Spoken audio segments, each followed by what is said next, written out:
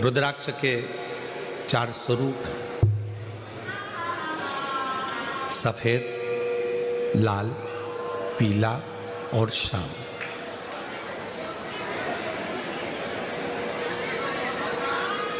एक सफेद रुद्राक्ष भी होता है,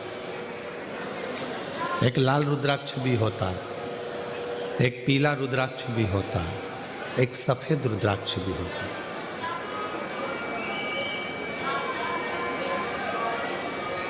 बाबा जी, एक कमल रुद्राक्ष भी होता है, एक शालिग्राम रुद्राक्ष भी होता है। वो शालिग्राम की आकृति का होता है।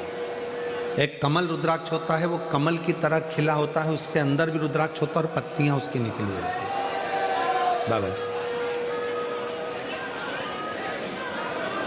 और जितने रुद्राक्ष होते हैं, एक मुखी से लेकर 14 मुखी तक शिव पुराण में वर्णन है, और एक मुखी से 21 मुखी तक स्कंद पुराण में वर्णन है।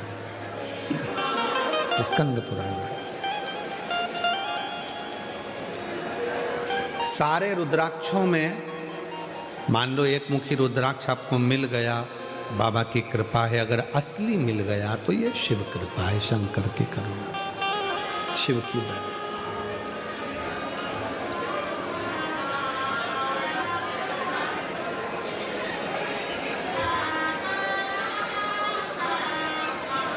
पर संपूर्ण रोग, संपूर्ण दुख, संपूर्ण तकलीफ, संपूर्ण बीमारी, संपूर्ण कष्ट, संपूर्ण समस्या का हल करने के लिए 2 रुद्राक्षों का महत्व कहा है। बहुत सालों के बाद ये बात निकली है व्यासपीठ से। हो सकता है आप लोगों के भाग्य होंगे, सूरतवासियों के, तो ये कथा नहीं।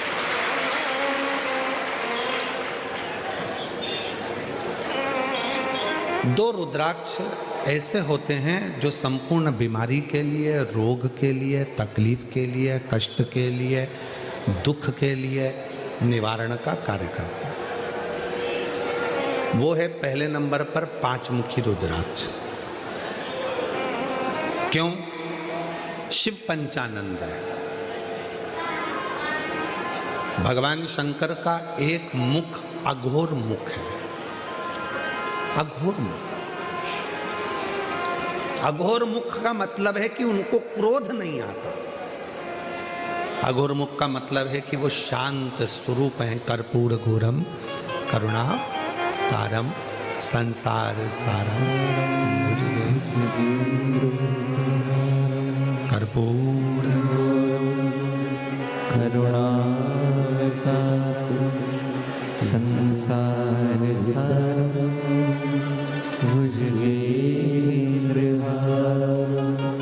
सदा हृदया भवम सहितं। जैसे आरती होने के बाद में कर्पूर गौरम जब हम गाते हैं और उसमें कपूर को अग्नि में डालते हैं, कपूर को अग्नि में दिया जाता है। आपको सबको कथा में हमने पहले भी वर्णन किया कि कपूर किसका प्रतीक है। जो आरती के बाद में कपूर लगाया जाता है वो किसका प्रतीक है? यदि आपने पूर्व में शिव पुराणों को सुना होगा तो उसमें हमने वर्णन किया है। पूर्व में अश्वमेध यज्ञ होते थे।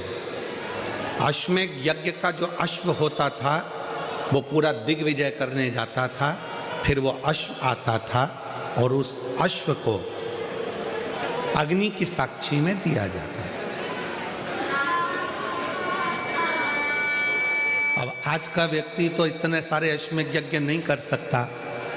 आज के व्यक्ति के पास टाइम भी नहीं है, तो वो यज्ञ भी बड़ी मुश्किल से कर पाता है, हवन में भी बड़ी मुश्किल से बैठ पाता है।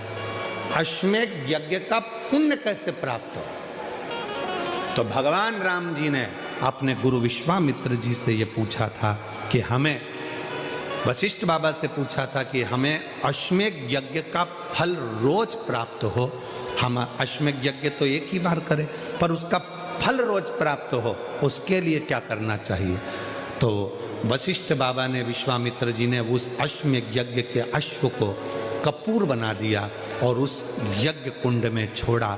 तो कहा वशिष्ठ बाबा ने और विश्वामित्र जी ने, जब संसार का मनुष्य अपने घर में नित्य आरती करता है, विशेष आरती में जब कपूर की आरती करेगा तो उसको अश्वमेध यज्ञ का फल उसी क्षण प्राप्त होगा। अश्वमेध यज्ञ का फल प्राप्त करने के लिए हम रोज आरती के बाद थोड़ा सा कपूर लगा देते हैं और हम बड़े प्रेम से गाते हैं कर्पूर गौरम करुणा। वो अश्वमेध यज्ञ का फल।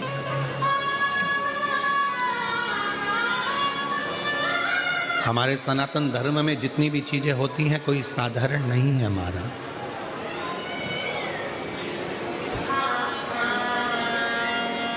हमारे सनातन धर्म में जितनी भी चीजें हैं, हाथ में अगर हम मोली बांध रहे हैं, लाल लच्छा बांध रहे हैं, नाड़ा बांध रहे हैं, वो लाल पीला धागा बांध रहे हैं, क्यों बांधते हैं?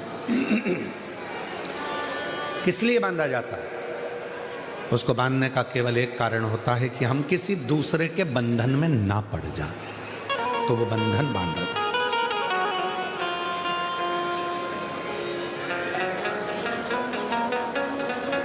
हमारे सनातन धर्म में माताएं तिलक लगाती हैं, बिंदी लगाती हैं, मांग भरती हैं। ब्रह्मांड के मध्य बिंदु में एक सूर्य रेखा होती है। सूर्य रेखा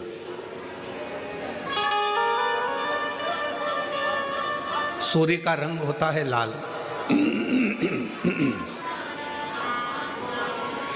और सूर्य का रंग लाल होता है। सिंदूर, मांग में भरने वाला कुंकू लाल होता है, लाल कलर होता है। जब माताएं अपने मांग में सिंदूर भरती हैं, लाल रंग का कुंकू या सिंदूर मांग में भरती हैं, तो उनकी सूर्य रेखा प्रबल हो जाती है। और यदि कोई माता पढ़ी लिखी भी नहीं होती है, कुछ भी ना पढ़ी लिखी है, तो भी अपने बच्चे को पढ़ाने की सामर्थ्यता उसमें तुरंत प्रकट हो जाती है। वो पढ़ा। छोटू भाई, पहले के समय में माताएं इतनी पढ़ी नहीं होती थी। जो बुजुर्ग माताएं हैं वो इतनी पढ़ी नहीं होती, पर अपने बच्चे को वो ज्ञान पूरा देती। अपने बच्चे को विद्वत्ता पूरी देते थे, विद्वत्ता ज्ञान पूरा देते।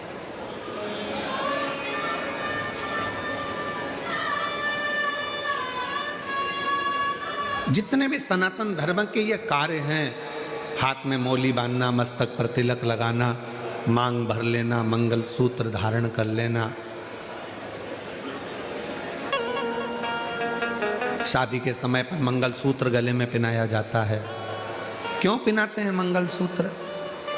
क्योंकि उस मंगल सूत्र में कुछ दाने काले होते हैं, कुछ दाने पीले होते हैं। कुछ दाने सोने के होते हैं पीले कलर के, कुछ काले कलर के होते हैं, और बीच में एक छोटा सा पेंडिल हो जाता है, मंगल सूत्र।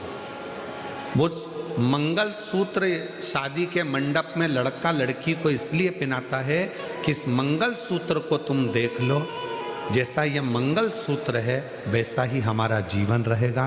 कुछ दिन काले रहेंगे तो कुछ दिन पीले रहेंगे, कुछ दिन सुख के रहेंगे तो कुछ दिन दुख के रहेंगे। पर चिंता मत करना, ये सुख और दुख के दिनों में जब हम पूर्ण तरह से निकल जाएंगे तब आखिरी में एक पेंडिल आता है, उसी तरह फिर हमारी जिंदगी में एक आनंद का दिन जरूर आएगा। चिंता मत। 2 रुद्राक्ष, एक मुखी से 14 मुखी के बीच में, एक मुखी से 21 मुखी के बीच में, 1 से 14 के बीच में, 1 से 21 के बीच में 2 रुद्राक्ष हैं। वो 2 रुद्राक्ष जो दुख को, तकलीफ को, कष्ट को, रोग को, बीमारी को, तकलीफों को मिटा दे, वो 2 रुद्राक्ष। पहले नंबर का रुद्राक्ष है कितने मुखी? जम के बोलो, 5 मुखी। और दूसरे नंबर का रुद्राक्ष का वर्णन किया गया 7 मुखी। कौन सा रुद्राक्ष? 7।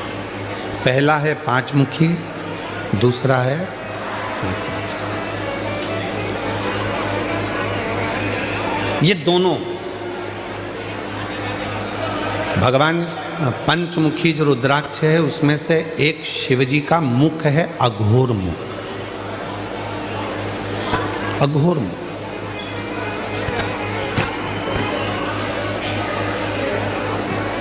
ये लोग कहते हैं अघोरी है, ये अघोर साधना करता है,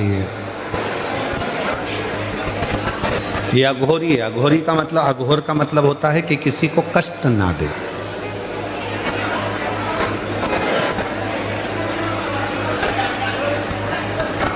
सच्चा यदि कोई संत होगा,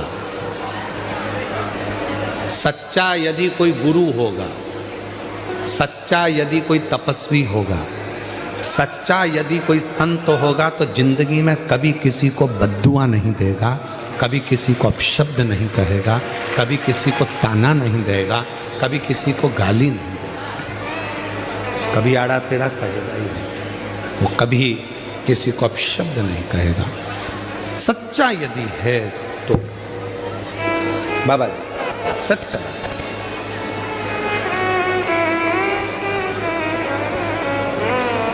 छोटू भाई, ये फ्लाइट बाबा हैं। भारत की भूमि हो चाहे विदेश की भूमि हो, जमीन पर इनका कोई मकान नहीं है, जमीन पर कोई इनका आश्रम नहीं है, जमीन पर इनका कोई बैंक में अकाउंट नहीं है।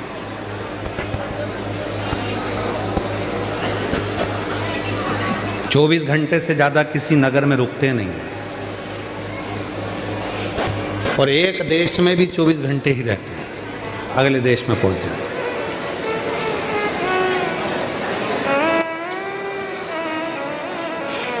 शायद ही कोई सेठ होगा, कोई करोड़पति होगा, कोई अरबपति होगा जो दान धर्म इतना करता होगा जितना ये फ्लाइट बाबा।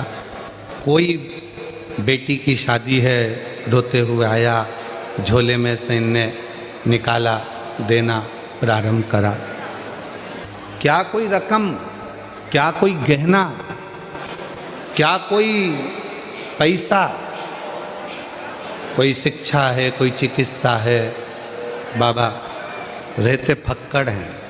लोगों को लगेगा कुछ नहीं, पर वो कपड़े में ना जाने क्या रहता है कि बाबा की कृपा से सबको प्राप्त भी होता रहता है। बाबा फक्कड़ है,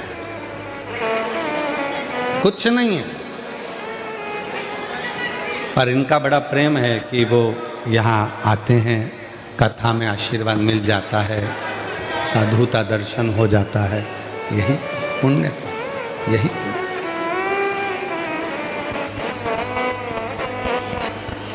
और ये प्रेरणा भी देते हैं कि अपनी जिंदगी को खुश होकर जियो, अपने जीवन को आनंदमय जियो। 2 रुद्राक्ष हैं, और वो 2 रुद्राक्ष में एक 5 मुखी, एक 7 मुखी। 5 मुखी रुद्राक्ष में एक, ये 5 मुखी जो रुद्राक्ष होते हैं, इसमें शंकर भगवान का एक अघोर मुख होता है, वो शांति का प्रतीक होता है, शांति, सहजता का। लोग कहते हैं कि अघोरी के पास मत जाना, अघोर विद्या करने वाले दूसरे का बुरा कर, ना ना ना। सच्चा अघोरी, सच्चा शंकर का भक्त, सच्चा परमात्मा का भक्त कभी किसी का बुरा करता ही नहीं। चलो उठाकर देखिए अपने शास्त्रों को, बड़े बड़े ध्यान से उठाकर देखना आप, कहीं सिवर वाला महाराज गलत तो नहीं बोल दिया। उठाकर देखिए पुराने पुराने शास्त्रों को। प्रहलाद जी ने भगवान का भजन करा 4 वर्ष की आयु में।